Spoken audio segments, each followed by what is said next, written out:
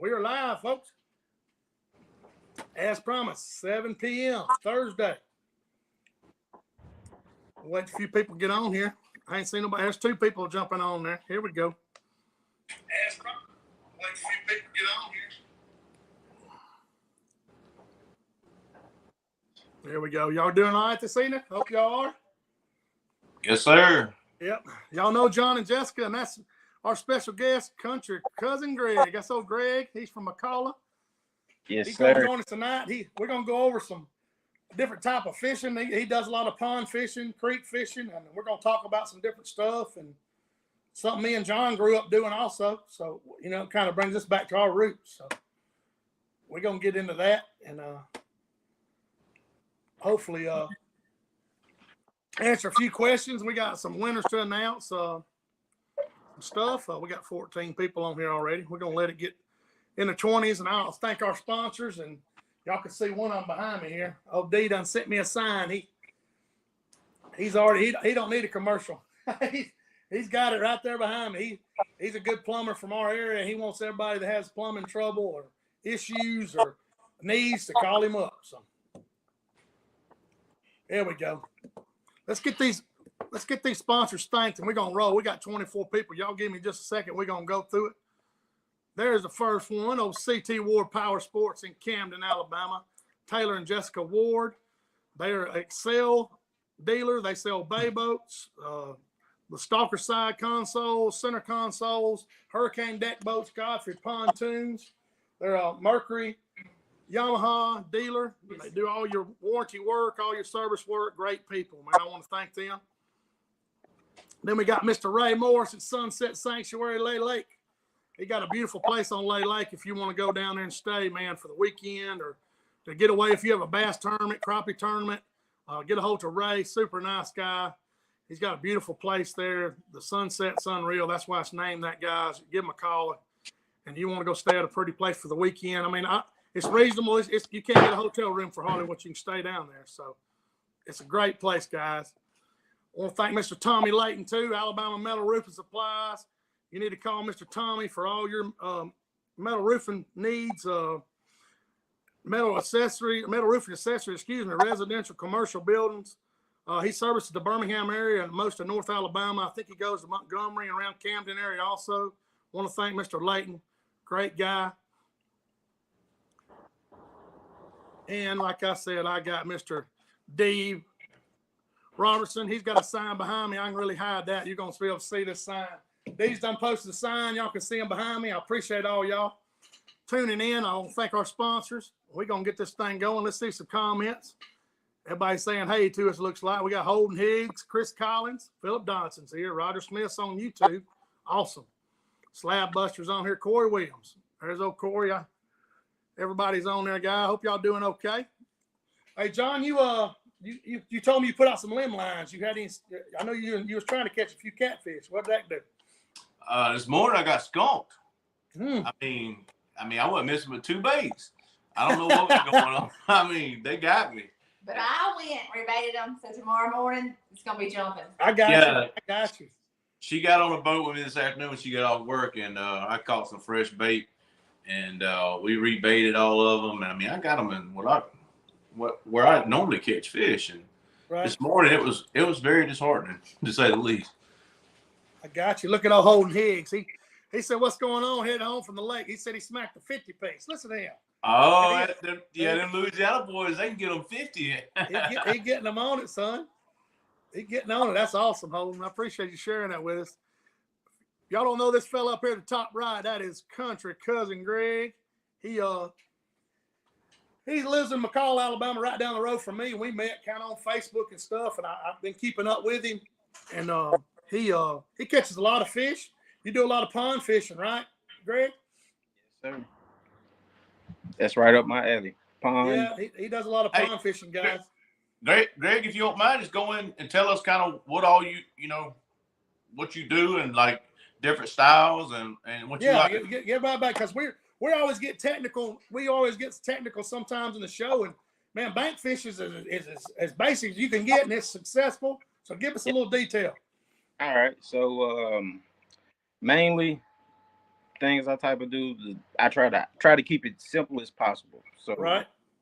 I actually got some baits here. So the main thing for me, with me being a bank fisherman, I have to make long casts. So Okay. I know it was hard to cast a 124 for a 132nd, and that's my go-to size. 1/8 and anything up, I don't use that because it sinks too fast. Because I'm Right. so a big key factor is having light lines. For me personally, I use 4-pound mono. Gotcha. Javier Strand Gold. Yeah, I used to use it for years. Yeah, so I use Javier's. Pretty much the reason I use it is, how can I say this? You're not gonna always see your bite, so you can always watch your line too. So that's another key factor for me. Right. That's right. That's a good point. Another thing, I'm a big advocate on bobbers. I got all different styles, and the key thing about bobber fishing with me, they gotta have a weight on the bottom. Once again, that's that weight, so I can cast that jig. I can You're be trying to cover as much water. You're doing a fan casting till you pick Yep. up some fish. Okay, I got you. So I got two styles of bobbers here. The circle one I like to use for like jigging, like vertical, just popping the jig, trying Right. the same spot. And then I also have what I like to call the cigar cord. And this comes into play when I'm trying to cover water. So I might put on a paddle tail or a curly tail, and I'm gonna make a very long cast, usually at a treetop or something. And I'm just slow rolling it down, just slow rolling it. Right. You looking at the bite, you see your line, you kind of see that cork twitch or go under. So a lot of times it may stand up. Yes, sir. That's what you're looking for. You catch a lot of fish. I see him. Y'all need to follow him on Facebook, Country Cousin Greg. He catches a lot of fish. A lot of bass too. You catch a lot of bass out there.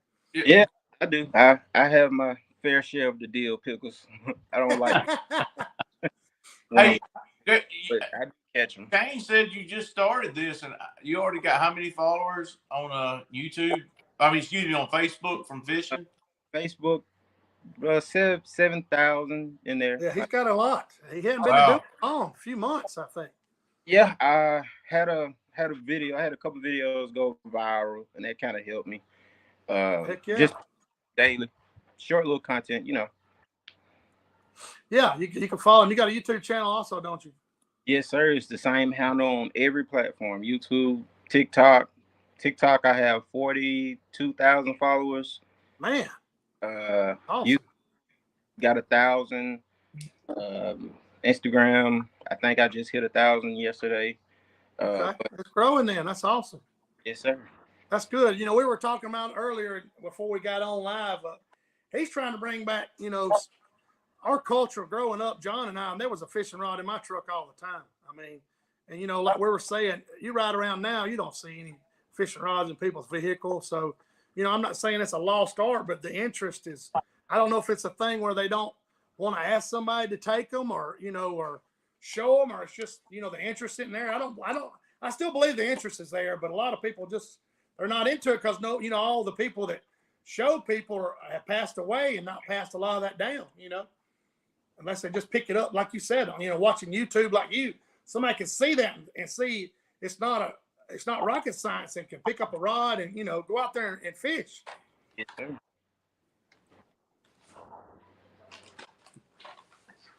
But I like that though. I like to be able to do that. John, you fished any this week? I have. Our fish here, I can't understand it. Last weekend, we fished Lake Jordan. We'll get into that in a little while. The tournament in Lake Jordan. Right. And those fish are moved back to stumps and brush. And I get home and I'm all excited. So I go out there. I'm like, oh, our fish will be doing the same thing.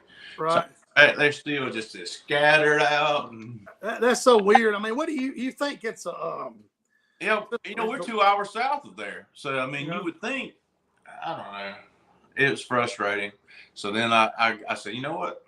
I'm going to start running some bush lure hook, lines, yeah. limb lines, and catfish, and caught plenty of. Well, I tell you what, I will tell everybody this: when you want to find out how out of shape you are, start throwing a cast net again after you hadn't thrown one. Oh Lord, you don't even want to see me throw one. So, you thrown one, Greg? You ever thrown one? Yeah, I just leave it to my friend. Yeah, I went and bought me a new cast net, and I got an 8-foot radius, so it opens to 16. My big fat butt should have got a 6. Hey man, hey, I got stuff sore on me that ain't been sore in a long time. that's awesome. Hey, Big Daddy made up a good point, good question here, Greg. What do you find your best bank fishing areas? Is how do you get at? You go to these neighborhoods, I know, and these subdivisions. Do you do any bank fishing on any rivers or lakes or anything?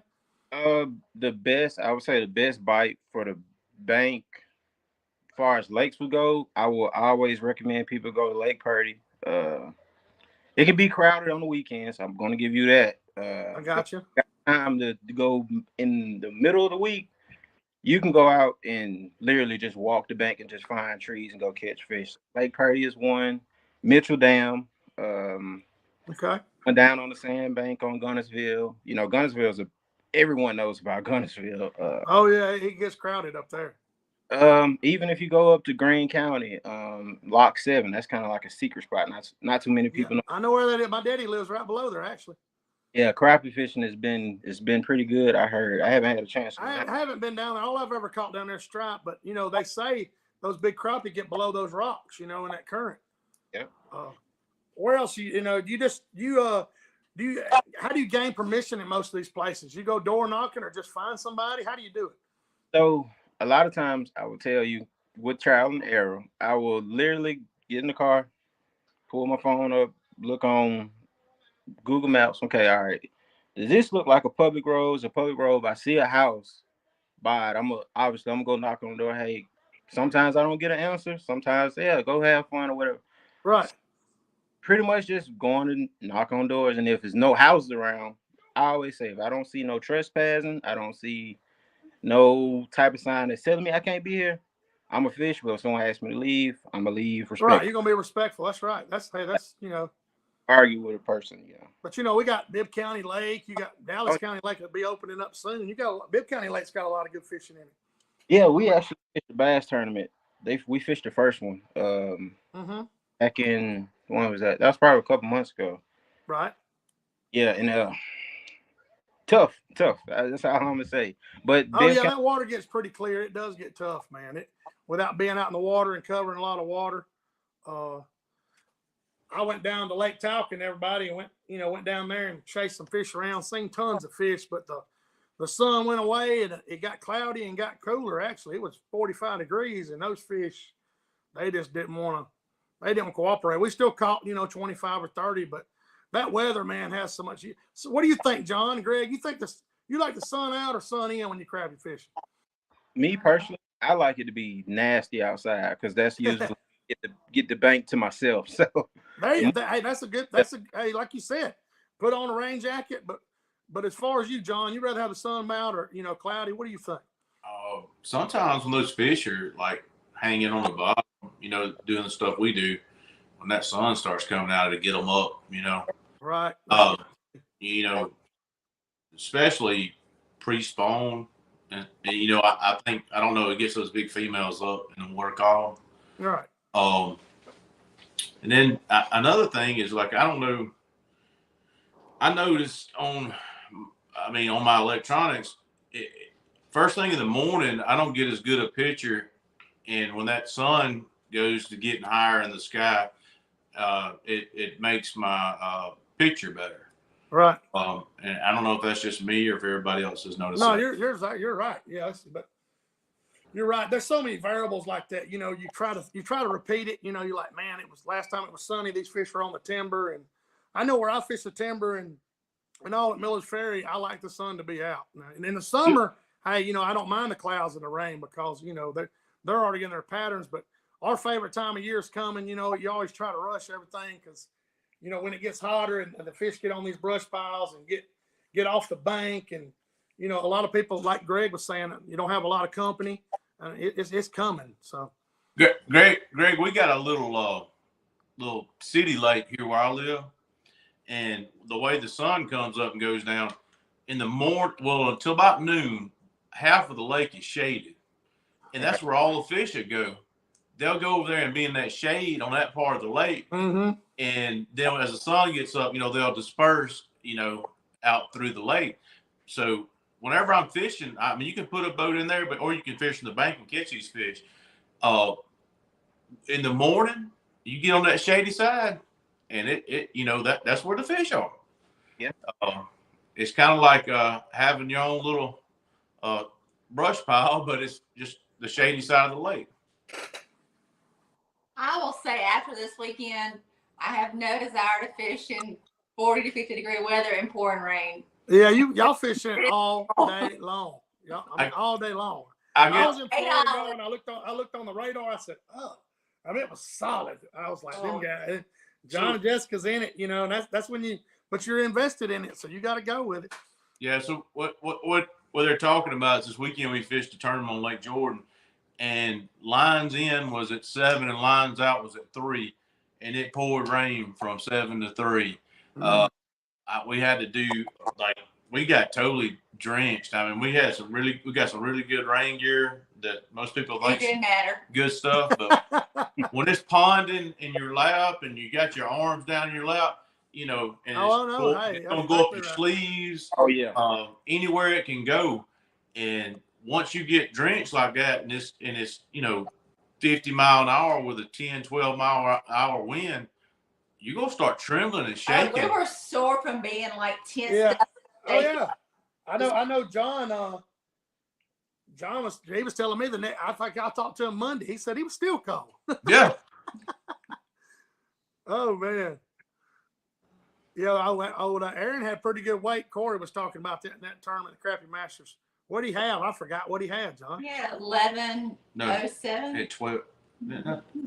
11:07 and 10:87 1 second. That's right. Yeah. That's right. He had 11 pounds right there on Jordan. 10, now, you could tell everybody, Jon, and y'all ran into a bunch of fish on Jordan. You just couldn't find a lot of big ones. There's plenty of fish to be caught, though, right?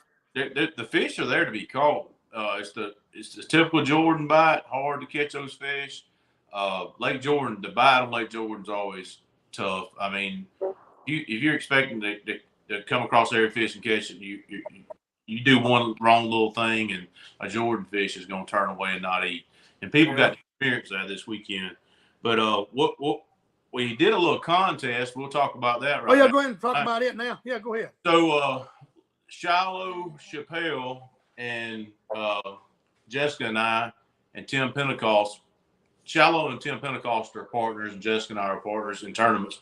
And we did a little contest last week, and we said whoever was going to have the highest weight between Shiloh and Tim and Jessica and I, and was closest to the weight, they would win a pole. We're going to do a giveaway of a 5-foot outlaw crappie pole, and the winner was Jamie Hall. He picked Shiloh weighed like a third of a pound more than we did, and Jamie was the closest one. So Jamie That's Hall, awesome. He's listening tonight. I've already made contact with Jamie. That's awesome. And, when the guy that does the shipping for outlaw crappie poles is back from the tournament this weekend, he's going to ship Jamie a brand new outlaw pole. That's awesome, man. He's going to get a 5-footer. That's It's awesome. a bad baby. It is. And Mitch Huffman and Holden Higgs up here, they won a hat. A Crappie Master hat. A Crappie Master, listen to me. CrappieKast hat. I got to mail it to them. But we're going to do, while we're talking about it, we got 40-something people here. We're going to give another giveaway. Hold on just a second. Y'all hang on.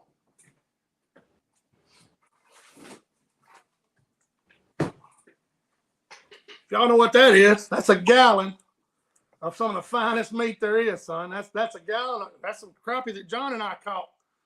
And I'm gonna give these away to somebody. And how we gonna do it? And I'll let Jon and them go into detail. They belong to a Kiwanis club, and whoever donates $50 or more to them, I'm mailing them these fish. And believe me, there's plenty in that bag right there. That's right. Tell them how to do it, Jon. If you will comment on this show, the donation you want to make to the Luverne Kiwanis Club here this next month, May, we'll give scholarships away to seniors in Crenshaw County. All 4 schools will give scholarships away. That's And right. so Shane came up with this idea. He said, "Hey, I got something to give away. What everybody wants: crappie fillets." That's exactly right. I get asked all the time, you got any fillets? Hey, somebody donate to the Laverne Kiwanis Club, which goes to kids going to school trying to further their education, $50 or more. As soon as they get a hold of John, whoever the first person is, hey, Yeah, message them. just comment on the show right here, and at the end of, at the end of tomorrow by noon, we'll have who we're gonna get it to. Yeah, well, I mean, I created this whole stuff. John and I created this CrappieKast to share. You know, hey, if we can help somebody by giving stuff away. You know, I met country cousin Greg there from crappie fishing. Wouldn't have known him if it hadn't been for that. You know, and he catches a lot of fish, but just like Jon and Jessica do. But I'm gonna give away this again, whole gallon. I don't know how many. That's some weight, because there's some big fish in that thing. Because me and John caught some big ones. Shane, we need to get country cousin Greg on the boat with us. That's exactly what I was thinking. You know, hey, I'm all about having some fun, so we need to do it. We sure do. Yeah, I'm definitely down to do that now. I'm definitely down. We can get him on there for sure. It gets warm, Greg. We'll go after him. That's our time to go, man. We have fun. We went. What was that? Last of September, we all went together. Jon and Jessica came down to Miller's Ferry, man. We had a good time. We put on a clinic that weekend. Yeah, we whooped them pretty good. I think we caught 90-something fish. Kept 90-something fish, I think. So it was fun. Oh, Shane's gonna kick Greg. Shane's gonna kick my butt if I don't go ahead and edit that video for me. Hey man, what's bad? I'll be honest with y'all. I was fired up, and there were some cuss words said because I was fired up, you know. And we were both flipping 2-pounders, 230s, and John's like, man, normally I watch my mouth and everything on it. I try to, but I was excited. We were whacking fish. You know how it is. You get caught up in the moment. So he's having a hard time editing that video. I'll put some words on YouTube, but me and Shane got. We sound like we was at the steel mill, Greg. You know, Greg works in a mill. He understands that mill talk. It's hard to shut it off. Oh, I was in the military. I understand all of the talk, but when you get excited catching fish, you don't know what's coming out. There you go. Hey, there's 105 of them things come out of there. But hey, Laverne Kiwanis Club, whoever donates $50 or more, get a hold of John, message him, comment on here. I don't care. The first person to put $50 or more towards that, I'm getting you these. If I had to pack them in a cooler or however, you're going to get some fish. I promise you. Let me put these back in the freezer. Yeah, that's a good cause. Like I said, y'all give away 4 scholarships, so we can. That way, everybody knows what we're doing with those fish. So, let's see. Somebody wants a report on Bill Valentine. He's on YouTube. Thanks for tuning in, bud. He said, give us a report on Miller's Ferry. I hadn't been to Miller's Ferry in 2 weeks. I'm going this weekend, Bill. I'll be able to give you one next week. You're free to message me this weekend, and I'll see if I can give you any tips or anything. I'm planning on being down there tomorrow afternoon. Hey, John, Philip Donson wants to know where you can buy those outlaw rods. Where can you buy those things, John? Absolutely. All right. So fishoutlaw.com, or just Google outlaw crappie poles. Mm-hmm. Or if you're in the South Alabama area, Andalusia Marine has they have a display now. This is totally my fault. CT Ward, they're going to get them in stock in their boat dealership too. That's right. We've been going a pretty good bit, but I should have already taken care of them. But we're going to put them a pole package. So if you want to go to Camden, Alabama, and pick you up a pole in the next few weeks, you'll be able to. That's right. In Andalusia, Alabama. If you're in North Alabama, Coosa Corner, there at Weislake. But I mean, if you want to do it, anywhere, it's fishoutlaw.com or Google outlaw crappie poles. There you go. Greg, what kind of rods are you using nowadays? Me, I got a couple of rods in my rotation. You were saying you got to cast a long distance. You use a 7-footer. with 4 Yep. pound line? What do you use? Nothing under 7 foot. So let's see, I got at least. I know you got to cast a long ways. It's totally different setup, you know. Yeah. So let's see here.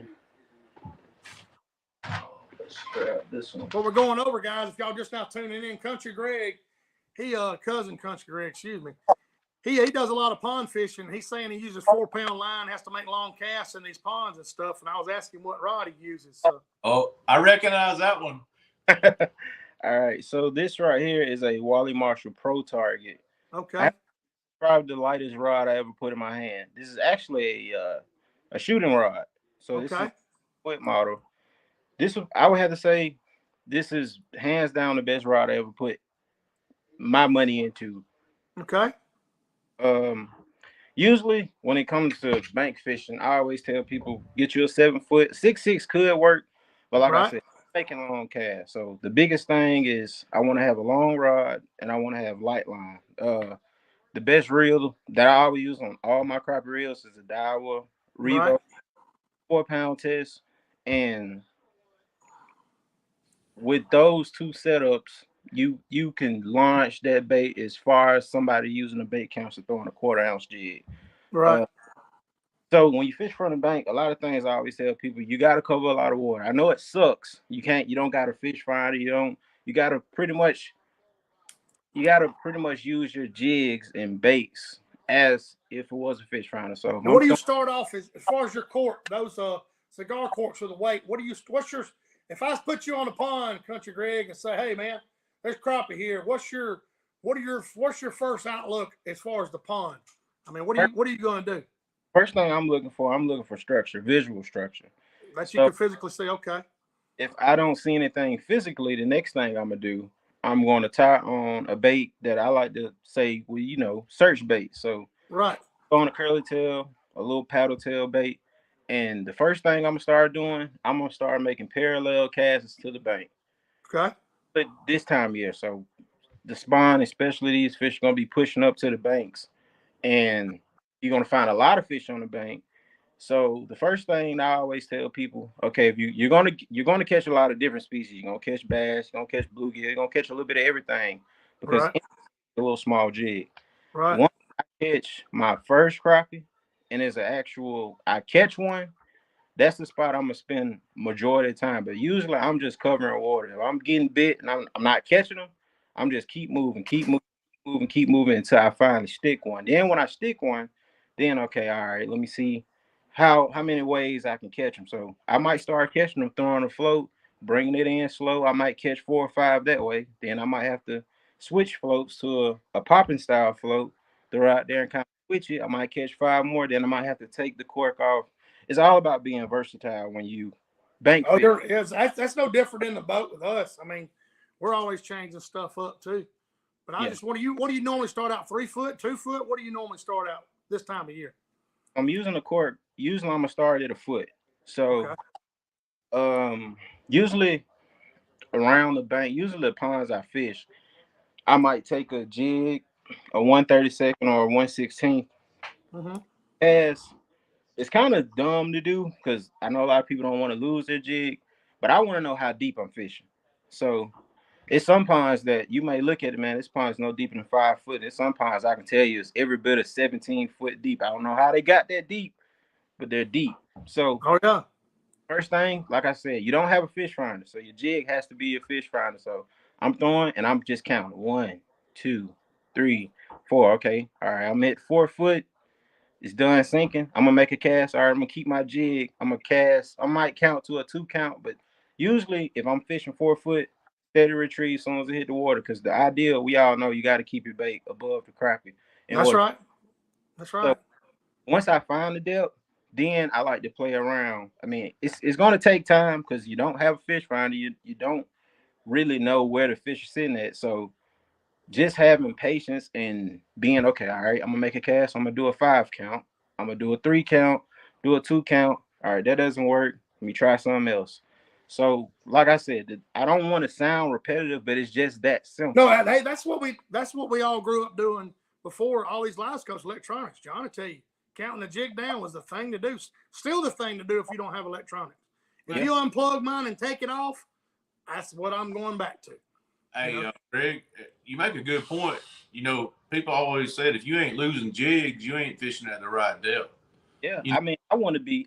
I know that crappie is going to be around some wood, and I know he's going to be in some thick, nasty stuff. So that's just that's the benefit about crappie fishing. Our crappie jigs aren't expensive as the bass fishing guys. I mean, no, they're not like there's a swim bait or a jerk bait. You know, you're talking about pennies compared to I fish with some guys got $25 jerk baits. You're like, man, come on, man.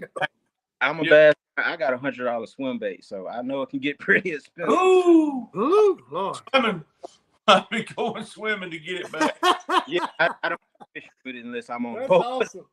Oh man, Hey, awesome. I got a good point. He made a good point. Like when we go up to a boathouse and you see the depth of that fish. Well, if you're fishing under that boathouse and you're the one controlling the boat and you're looking, and you got a little wind and you're trying to whoop the live scope or whatever back around to look and see your jig. Well, if you ever see how deep those fish are, and you make that shot into that boathouse, you can count it down and you can focus on boat control. You ain't got to look. You don't have to look. That's right. That's exactly right. Same thing. Yeah, I mean those fish are at 7 foot. Do your count down to 7 foot, and you control exactly the right. boat. And quit worrying about. Well, normally, like you said, I'll spotlight my trolling motor. I know they're 7 foot. That's where I'm going. That's the same thing though. It's just all live scope is sped up. A little process is all it really has done. Yeah. Besides open water stuff. So. Greg, have you got a chance to go out and fish with somebody that's got it yet?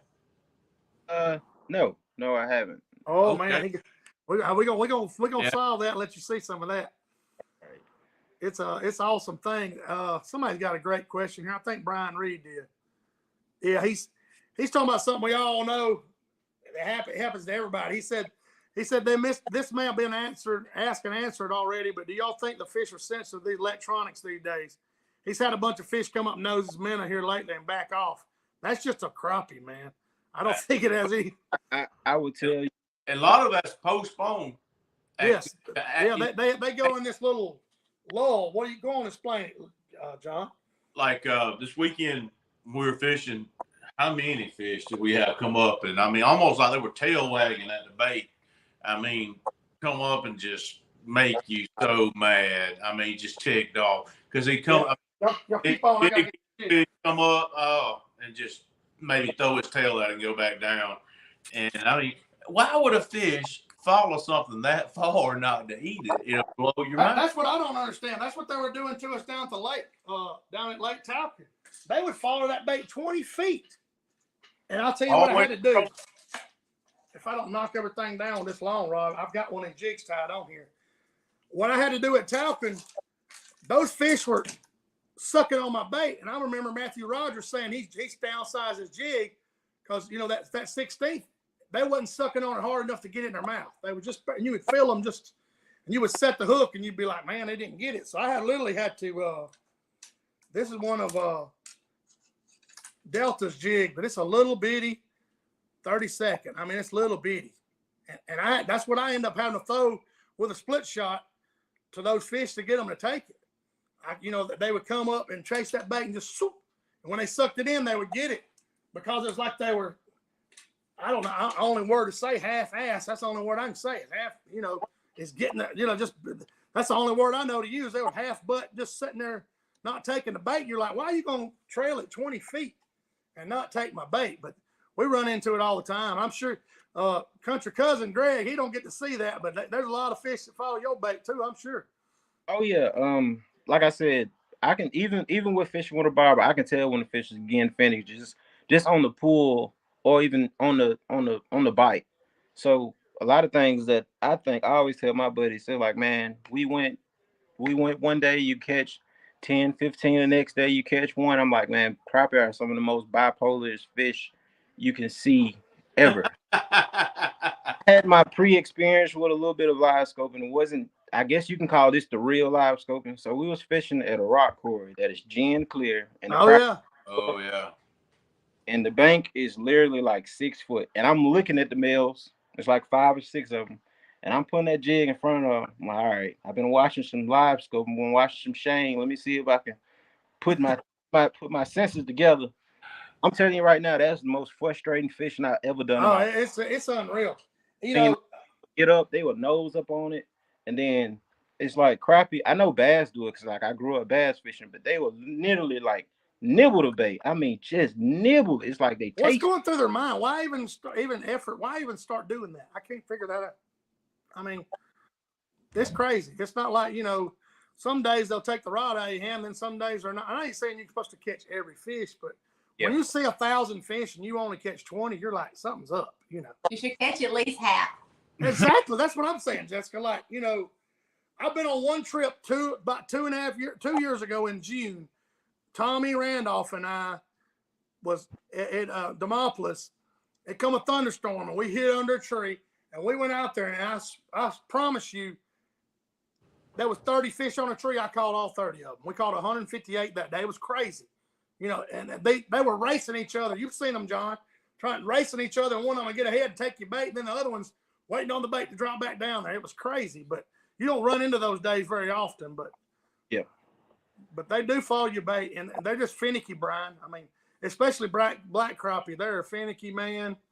It's even a minnow, and I'll be honest with you, they're more out to bite a jig right now than they are a minnow. In my opinion, right now. So I've got like an off subject thing to ask everybody's personal question. So you ever been having a dream before and wake yourself up setting the hook? I have like multiple times. Hey, that's what Corey was just saying. Fish.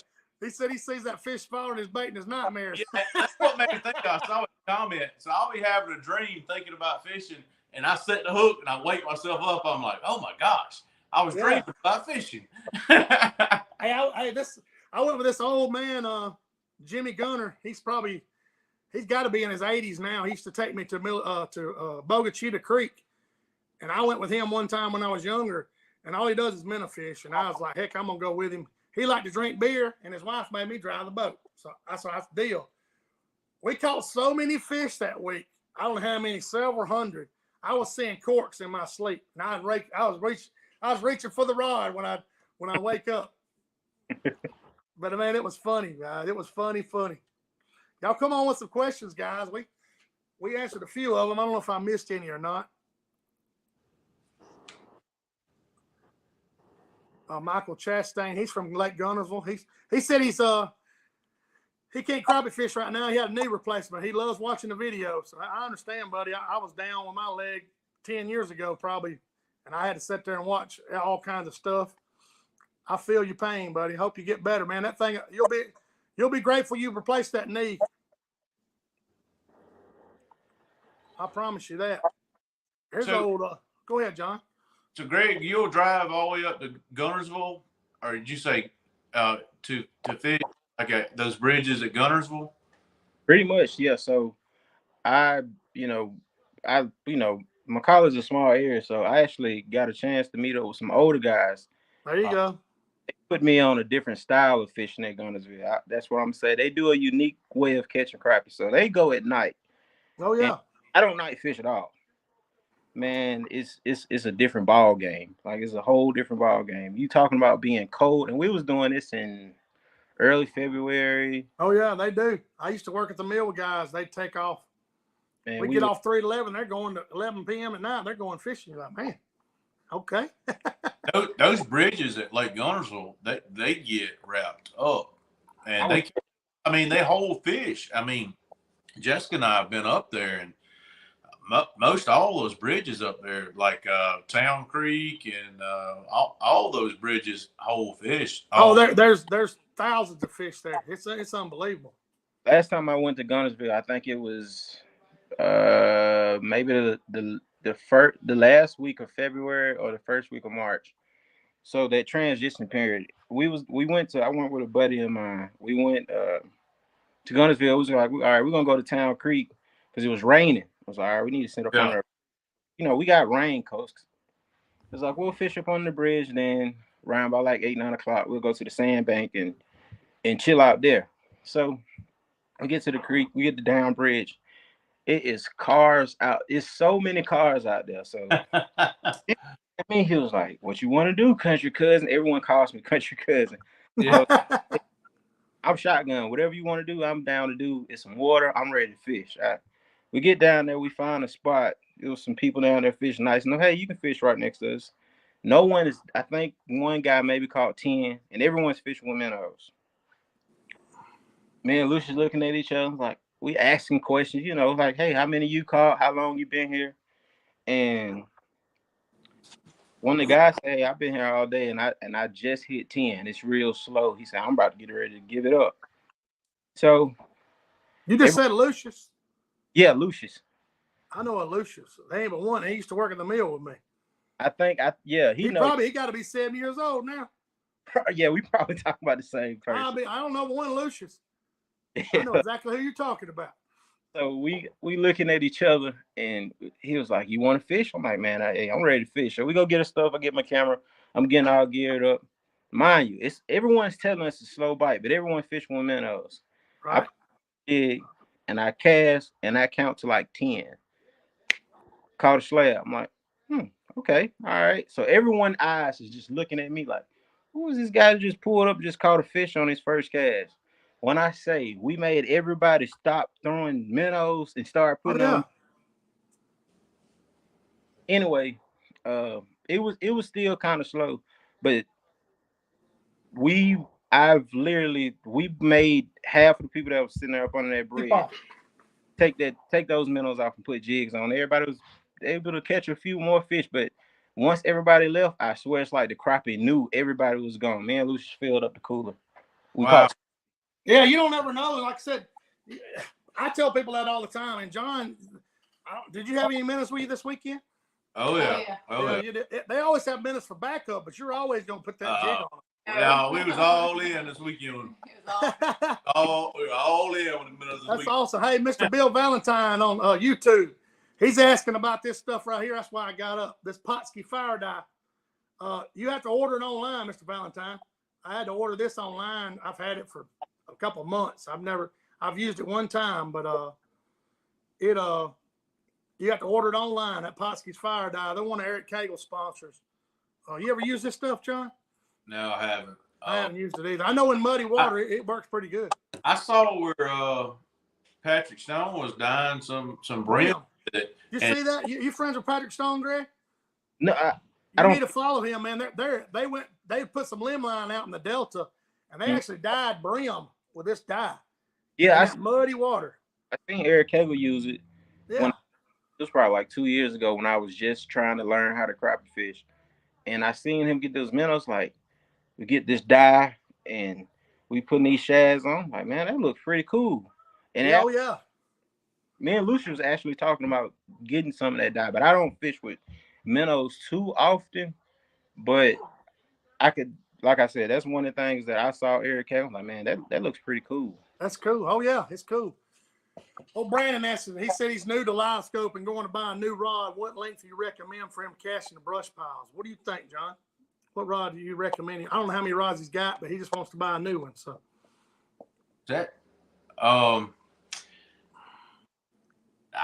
go somewhere you can put your hands on them. That's exactly right.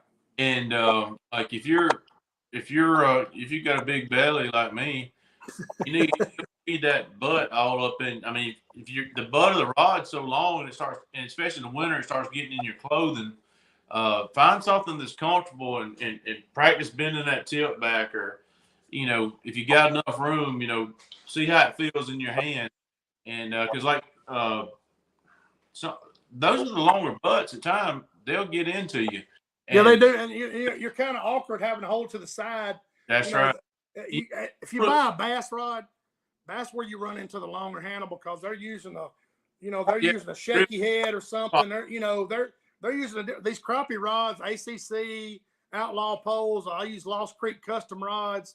You can give Heath a call, man, and you can get a rod whatever butt length you want. That little short 5-foot rod that John has an Outlaw. It's got the handle on that thing is this long. Question is a 5 or a 6 foot rod.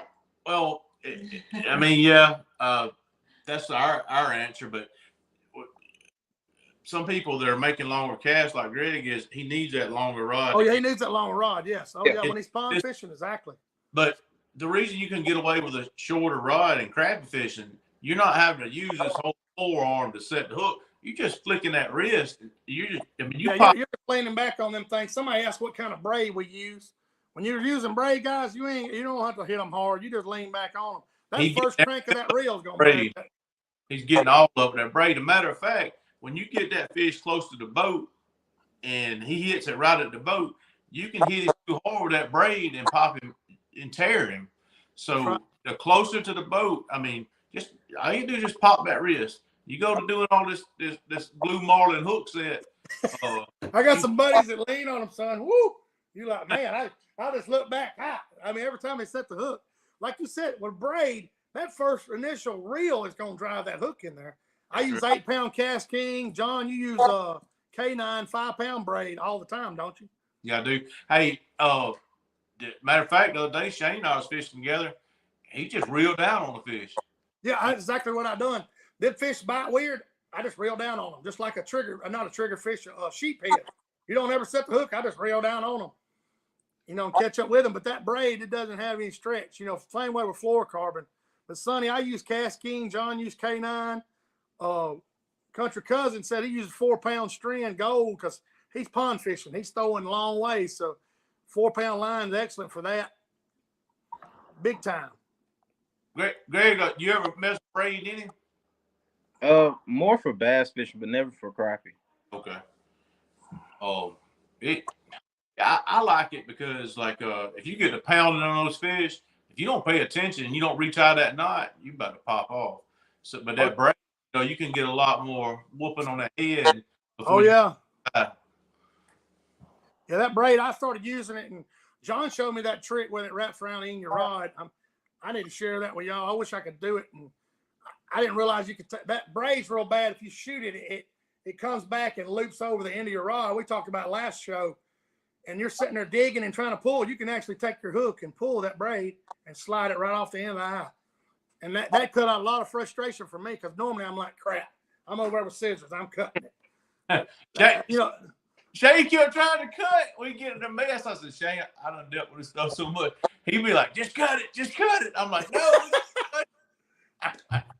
Yeah, exactly. Hey, I can't stand my bait to be hanging off. My skirt get pulled down, they say, and then my line get wrapped up while I'm oh, goodness. Corey got a good question here. How close do you get to fish when casting to them if they're 8 foot or deeper? I like to get within 20 foot of them before I cast them. A crappie or shallow, I may stay further back. Shane, if Shane can see them at 80 feet, he's throwing 90. Hey, what got me started doing that, Corey, is I was at Talcon and I was catching fish at 60 feet, but they were so aggressive you could get away with it, guys. But most of the time 40 feet, I'm starting to throw at them a little bit, 30, 35, 30 feet. I'm throwing at them just to see what their temperament is. Because a lot of them fish you're going to have to get straight on top of or close to get that vertical jig, to see. But I'll throw at them a good ways out there too. So my answer to that question is it varies. All right, so if I've got a lot of wind and I'm getting a loop in my line, I'm not as in contact with my jig as I'd like to be. Right. Miss some bites. So if I've got slack wind, not a lot of it, I'll start at 35 and I'll cast in there. And as long as I feel like I'm in good contact with my jig, I'm fine. Now, high wind, you got to ease in there a little bit closer. But the disadvantage of that is you start getting boats, you spook fish. That's exactly right. There's so many conditions, Corey, like John's saying, if your boat's making a lot of noise, obviously you got to stay off of them further. But you still want to have good contact with that jig. If you've got a big, huge rainbow loop in your line, it's not good. You're going to miss some fish. That's exactly right. Let's see. Somebody's asking, Bud was asking, appreciate you being on here, old Bud. And y'all's opinion, the best line on the market, wet pound test. Man, mono, fluorocarbon 4 to 6, man. Braid, I use 8, 5 to 8. Bud, that's normally, Country Cousin Greg, he pond fishes a lot, so he's got to throw a long ways. He throws 4 like he was telling us earlier. I don't use 4 on the river much because, man, I tend to break off all the time. But 6-pound line around in there, that's what most of everybody uses. Bud. Let's see. I got some more questions on here. Let's see. There's a good question off YouTube, man. I appreciate you tuning in, Jason. What's the best Garmin depth finder for live scope for the money, John? What do you think? Like, if you're going to just, I want to buy one, but I don't want to buy another one. What would you think? Okay. Everybody's pocketbook is different, but I've seen this mistake way too many times. People will come in and they'll see that 9-inch, the difference between the 9-inch graph and the 10-inch, and they get the 9, and then it's a lot of times it's not a month later they're back and they're exactly right. That's exactly right. There's something about there's a difference in the processor or the graphics from 9 to 10. If you could just maybe another month save jingle a little bit and get to where you can get a 10, and he's asking which specific model. If you want to start out that 1022 GPS, that's a good one. Great one. And that's the most reasonably priced getting into the market and still getting the picture. Like, I mean, I've set up a lot of these systems for people. Yeah. And it's night and day difference between that 93 SV and that 1022. That's right. Go, you know, like Kerry's saying here, go as big as you can afford. That's right. I would suggest buying a 1022 if that's what you want to go with. That's what I fished with for years. Then I swapped to a 1222 because I'm carrying clients and I'm sitting a little further, and you see me wearing these glasses. I don't see like I used to. So John runs 212s. So it's just personal preference, man. And to me, it's an investment. You know, is anything else on, you know, you're going to try to fish, and you need to make sure you can see it and use it to the best of your ability, you know? Yeah. The biggest thing is once you get it, just don't buy it and think it's magically going to happen. Amen. That's go out there and practice. I mean, goodness gracious.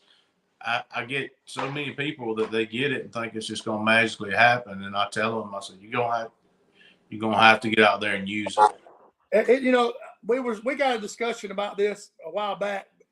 I believe if your live scope is tuned in and you have a general understanding of what you're looking at, it's 40 hours minimum. What do you think, John? I mean, before you even start, you feel comfortable. It's 40 hours minimum. I don't care what anybody. I don't care if you're the most skilled, coordinated person in the world. You're not going to just, unless somebody's physically showing you, hey, throw right here like I do. I'll shoot my jig out there. But if somebody's not showing you that, it's 40 hours minimum. What do you think, John? Yeah, at least. But you can knock that 40 hours off and gain you another 40 by going with a friend that's had it for a while. Go with somebody like you say. I hired Eric Cagle 5 years ago. I don't know how long ago it was.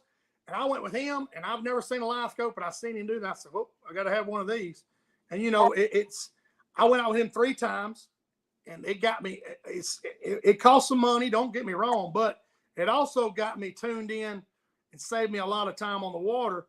And then once I got coordinated, I got my live scopes on my trolling motor, of course. But once I got my hand and my foot and my head and everything in tune, then you get a general understanding. You start picking up fish where you can repeat it. You know, that's the whole thing. It's like shooting a bow or throwing a baseball or shooting skeet. You got to be able to, repeat your cast and repeat where you're going with it.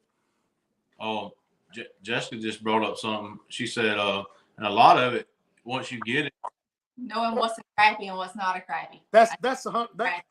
Well, you know, hey, you're exactly right, Jessica. You know, I went to Grenada, and I told this story before, and them fish are so big. I went over there, and I'm going down a little ledge, and man, I'm letting these carp go all under my boat, and I get to the camp there. He goes, Jones, you see any fish? I'm like, yeah. He goes, I seen a bunch of carp. He said, did you see their tail? I said, I guess I didn't. He goes, you dummy. You let them big crappie. I let 100 crappie go under my boat that day, I know.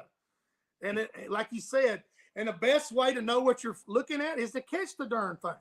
I mean, I ain't being a smart butt, but put that thing in the net, drum. If it's a carp, you're going to scare it. Obviously, if it's a crappie, it's going to bite, you know. Same way with Country Greg. When you're pond fishing and you see that cork go under and you miss it, till you put that fish in the boat, you ain't sure what it is. You think, man, that's a brim messing with me. Then next thing you know, it's a big old slap, you know. Yeah, I mean, Greg could probably say this. You see them fish out there popping, you got to throw what they're popping and see what's going on. Like you see them swirling on the bank or whatever. You got to go try something to, see what it is, don't you? Yeah, once I see some activity, next thing I know, I need to get my jig over there ASAP. Hey, man, that's right. Hey, that's if I see bass schooling, me and John was together the other day, I'm going to throw on them. I'm throwing at everything. I just like to catch fish, you know. I like to. Hey, Holm wants to know where y'all's next tournament is, Jon and Jessica. Where's y'all's next one? Lake Mitchell. We got so we got one tournament left this year on the trail. It's Lake Mitchell, and then we have state championship, and we're trying to go back to back in the state championship. That's awesome. Where's the state championship going to be? I forgot. It's going to be on the Alabama River. You can fish the Alabama River or Lake Jordan. That's right, Jordan. Yes. I'm pretty confident everybody's going to fish the river. We got some people just tuning in. We gave away the hats. John gave away the pole. There's 64 people on here. Laverne, Kiwanis Club. Whoever donates $50 or more, get a hold of John. I'm sending you this. This is a Ziploc bag, a gallon full of crappie. I'm gonna send you these or get them to you however I need to. But message John or wherever you want to. I'm giving these things away to somebody for donating to the Kiwanis Club. They give scholarships away to high school kids that's going further education. And I just want to remind everybody, because you'll see it during the show. And I didn't want anybody to know what's he holding that bag of fish for, because but hey, everybody loves crappie, and it's a good cause. It's amazing to me how many people watch the show after we were done with it. Like the majority of the views. Oh, that's awesome. I appreciate everybody. They'll start, Johnny and I go back and try to answer everybody's comment, or question or something, and we're averaging about 1,000 to 1,500 views on this thing. So a lot of people, they're feeding their kids or getting their kids got a ball game. They come back and start watching the show. So it's awesome. Let's see, Pam Ronnie he's saying, do y'all think the spawn's over Alabama River? I'm sure it is. They're probably carrying some eggs, but they ought to be flat. I would think the spawn's over. Wouldn't you think, John? Yeah, I would, especially with everything above it being done. Jessica keeps giving me these hot tamales. And I'm sorry. Hey, you ain't bothering us none. Yeah, so I can have it again now. So I'm like just munching away on candy. I'm sorry. This guy's a Crappie Crane. He's got a good thing. He's saying describe what you have to do with your feet on the trolling motor pedal. And now that crappie brake switch, and what he's talking about, guys, is like when you're running pretty fast, like Jon and Jessica do tournament fishing, and they're running that thing on 5 or 6 searching, and they've got to stop. They've got a trolling motor on the back, and he's actually trying to zone in on that fish and stop his boat where they can make a cast to it. But you really do. If you've ever run a piece of equipment, a crane, I mean, you're doing that with your foot, and you're hitting to this foot, and like running a skid steer, and it takes some talent to get used to doing that. But once you get it down, guys, it's nothing to it. But you gotta do it to do it. So when I see a fish and I'm running, and sometimes we'll be over 2 miles an hour, and I've got paddles on my power poles. First thing I'm gonna try to drop those power poles, those paddles, and immediately hit the fish with my trolling motor back. So I'm trying to stop the boat as quickly as I can. But the biggest thing is identify the fish before he gets within 30 feet. That way you have a better success of stopping the boat. That's exactly right. Yeah, it's evolving, but that's the new thing. It's covering a lot of water and having to stop and try to catch the fish. That's the whole thing. Like I said, Chris Collins said, makes you feel like the drummer for Def Leppard. It really does. Oh, you're sitting there, you got your arm, your hand. Calf than your left calf. What's that? How much bigger is your right calf than your left calf? I run it with I run it with my right foot. Oh, I don't know.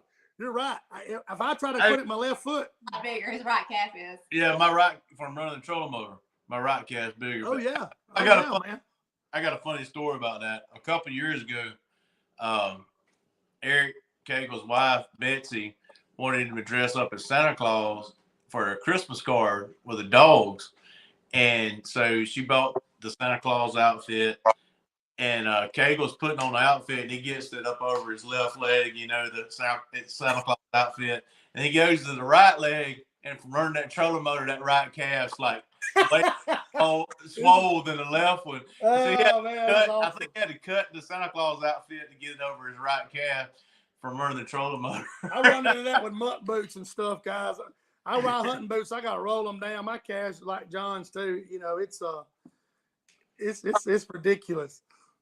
Oh man, let's see. Scooter's got a question. When using braid on a long rod with fluorocarbon leader, do you prefer a uniknot or to tie to a swivel, John? When you're long rod and you and Jessica caught them 3-pounders? Did you have a swivel on there? Or you just have what you have? We weren't using braid at all. We were using 15-pound fluorocarbon Seaguar.